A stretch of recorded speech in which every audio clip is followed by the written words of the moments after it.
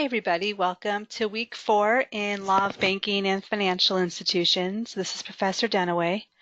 I am posting this on Monday, the 27th, Memorial Day. So I hope you're all having a good Memorial Day weekend and that you all had a good week 3.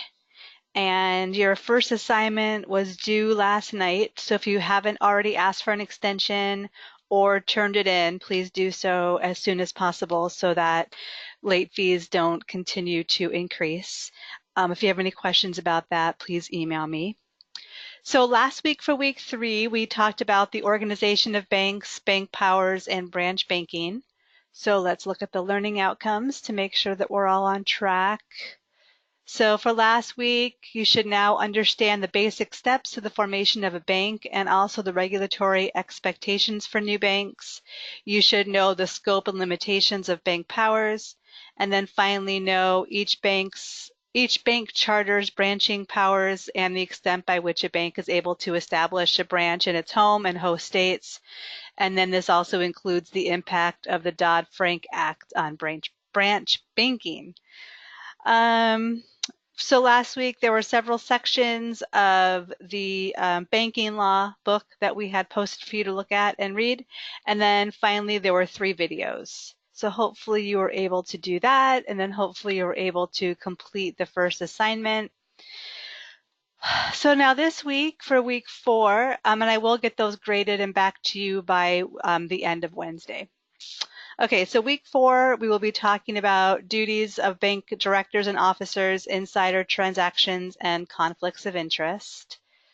So if we look at the outcomes for week 4, you'll be learning about the 2 primary fiduciary duties of bank directors and officers, and also the related regulatory expectations. You'll also be learning about the extent by which a bank may indemnify its directors and officers. And then finally, you'll learn the limitations on insider transactions that are imposed by Reg O, W, and other conflicts of interest rules. So that's where you should be after going through the materials for this week. There are, again, several banking law sections we want you to look at, as well as various code sections. So please be sure to review those and include some California codes and then some federal. And then finally, there's 3 videos posted along with the PowerPoints. So that's it for week 4. I can't talk. And then week 5, we'll be talking about other bank charters, savings associations, industrial banks, and non-bank banks, and credit unions. So that'll be for next week.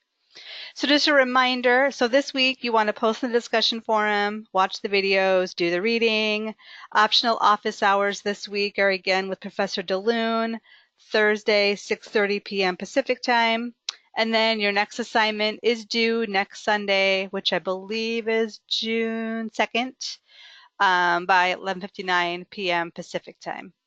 So that is that. A nice short video this week.